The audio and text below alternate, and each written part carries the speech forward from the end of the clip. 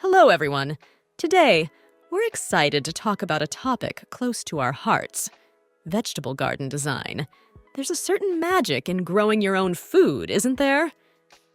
It's a journey that reconnects us with the earth, with the seasons, and with the satisfaction of knowing exactly where our food comes from. As an introduction, we're a team of landscape design professionals dedicated to providing the knowledge and inspiration for your landscape design projects to be a great success. In today's fast-paced world, cultivating a vegetable garden offers a sense of grounding and connection that's hard to find elsewhere. It's about more than just the fresh produce.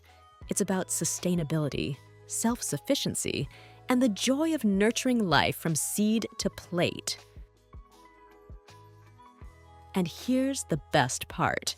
You don't need a vast backyard or years of gardening experience to get started.